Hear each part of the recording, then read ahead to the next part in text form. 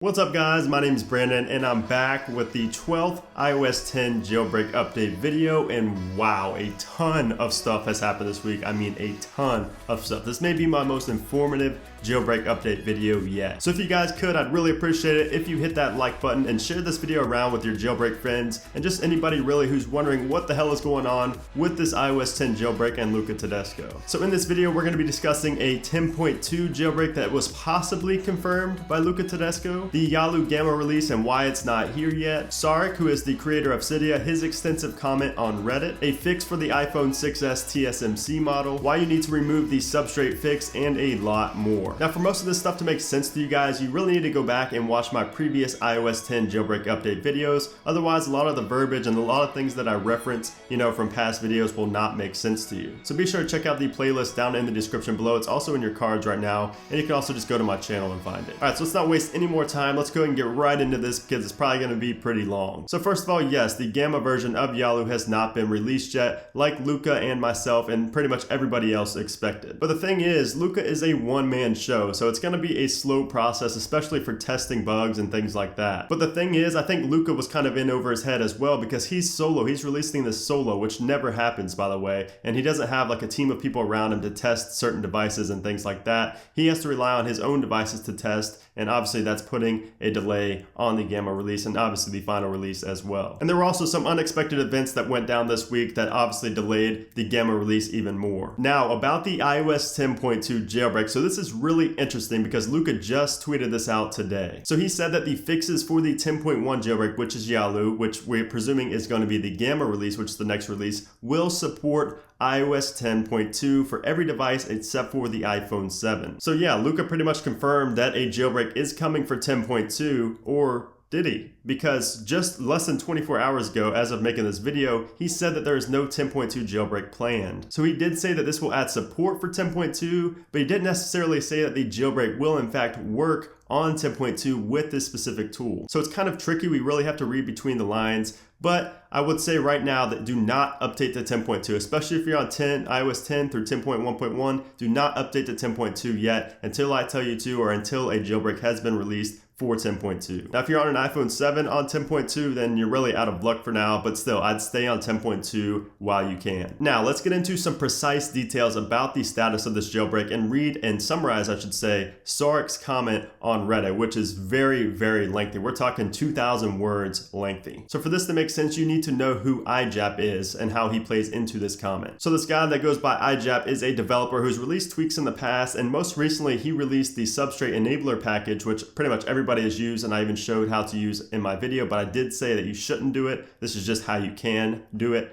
And so he released that. He also released the Yucca Utilities, which is a stashing package for iOS 10. Well, it turns out that the Yucca Utilities package actually had a ton of problems with people on 10.1.1, and some people actually had to end up restoring to 10.2. Luca also publicly criticized iJap for releasing this and basically said that he doesn't know what he's doing. So that is just a quick background on iJap, and now you'll see how it kind of plays into this comment that was placed by Sarek. So Sarek starts off the comment with a bang by saying that there is no tweak that can enable substrate, only security bypasses that get around the security blocks that Luca put in place on purpose. And obviously these safety blocks set in place by Luca were intended, obviously he intended to put these there just to prevent non-developers from installing tweaks and enabling substrate by themselves. And Sarek himself said that Luca will obviously fix substrate in future releases, which we're expecting to be the Gamma release, but if you install the substrate package, it will likely give you problems on the updated version of Yalu. And that conflict could obviously lead to a broken jailbreak. Sarek then went on to say that the best way to release a jailbreak, the best scenario to release a jailbreak is obviously when it's not in beta form, when it's fully functioning, a final version, when you have people to beta test, you have people around you to beta test it, trusted developers. And Sarek said that he had this, it used to be like this a long time ago, but obviously with Luca Todesco releasing this solo, he doesn't have that team of people around him to test it. After that, Sarek kind of looped it back to the substrate fix and made it clear that anybody with basic programming knowledge,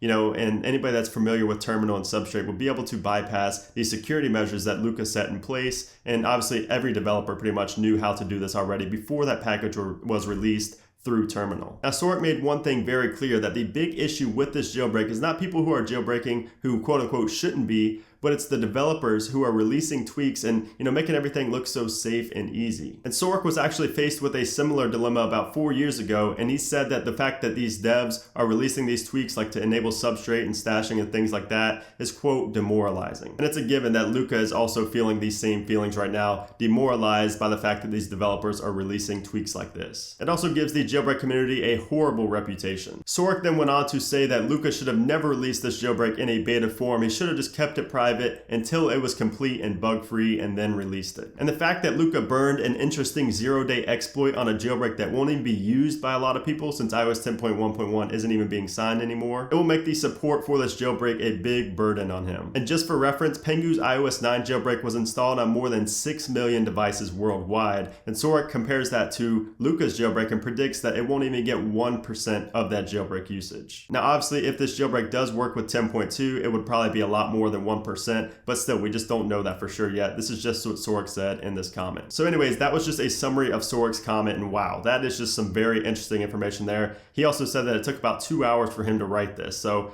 big props to Sork. Always, a dude that you should listen to everything he says. And also, this alone should make you realize why I've said from the start not to install this jailbreak on your daily device. Only do this if you're like a developer, or if you have a device that you don't care if it gets broken, you don't care what happens to it. That's the only way I'd even touch this jailbreak. My daily device down there, I consider myself a jailbreak expert, obviously, and my daily device isn't even jailbroken yet. So that alone should tell you something. So anyways, I will have the full text of that comment down below. You should definitely read it, definitely check it out, because it's definitely an interesting read that everybody that's into jailbreaking should read. Now, Sork made it clear that you need to remove the yucky utilities package and also the substrate enabler, but that's just before the next update. So if you have the substrate enabler installed right now, you can keep it for now, I'd say. It's not entirely safe, but you can keep it on there if you would wish. But just make sure to remove it and all of your Cydia packages before updating to the next version of Yalu, which is most likely the Gamma release. Now, on to the next topic, which is the iPhone 6s TSMC model in the 10.1.1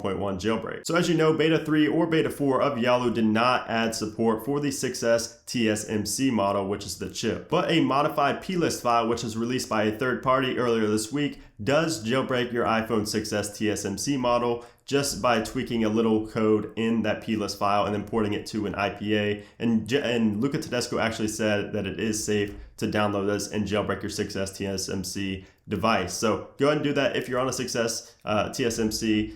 Again, at your own risk. Again, I would not do it on your daily device, but if you're a developer or if you just want to mess around with some things and don't care if you break your jailbreak, go ahead and do it. The truth is, I can't just stop everybody from jailbreaking, so I'm not even gonna try to. Now, I also wanna talk about some of Luca's tweets from earlier this week, which are very interesting and you should really be paying attention to, as well as my tweets, because I kind of break it down and make it more clear to read for the people that can't understand. So first of all, he did confirm that new releases are in fact coming, which should have really been obvious because he would not quit this jailbreak while it's still in its beta stages. But in that same tweet, he does mention that he's currently interested in Future Store, which is a downgrade tool which will allow him to test other devices that he doesn't have. And again, that just goes back to what I was saying about 10.1.1 not being signed. It makes everything so much more difficult right now. And that could also be the reason he's adding 10.2 support to, kind of relieve that burden of 10.1.1 not being signed and how difficult it's making everything. Luca also made it clear that the 6S, the SE, the iPad Pro, and the iPhone 7 are the only devices supported, and that support cannot be added easily. And again, that just, goes back to 10.1.1 not being signed. It makes everything more difficult. However, Luca actually responded to one of my tweets the other day and said that 5S and 6 support will be added for sure in the future. Luca then went on to warn us not to install OpenSSH, as he has already prepackaged the jailbreak with a different SSH client, and that OpenSSH is harmless on beta 3, but it will break SSH on the final release. Luca concluded with what Sork basically said in that comment that I read earlier, that these fixes as in the substrate fix and the stashing fix, are not really fixes, that they negatively affect Luca and his ability to alter the jailbreak and fix certain bugs. He also said that it's important to note that a clean update from a beta to a stable version isn't a given, meaning that if you installed the beta and you want to update to the final version when the time comes, you could experience some major problems that could potentially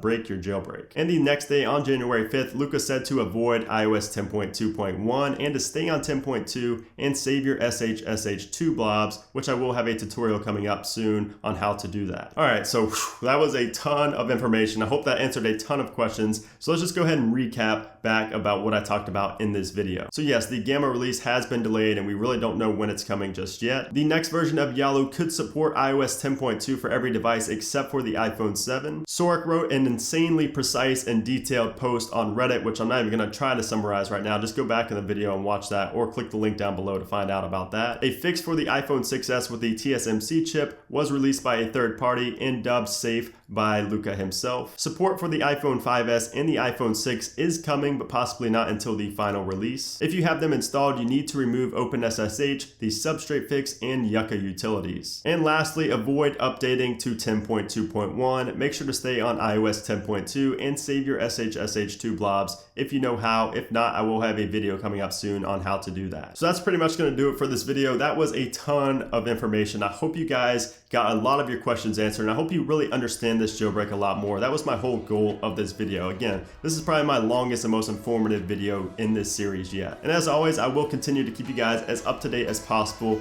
with this jailbreak, everything surrounding it, tweaks, news, actual releases, tutorials, fixes, everything. So make sure to stay subscribed to the channel, make sure to stay tuned to the channel, and make sure to stay subscribed as well. Also follow me on Twitter if you're not already. Everything breaks on there. Twitter is always popping on my timeline, so make sure to go ahead and follow me over there. So thank you guys so much for watching. Again, make sure to give this video a like and share it around with anybody interested in jailbreaking, because I think everybody needs to see this video. So thanks again for watching, guys, and I will see you soon.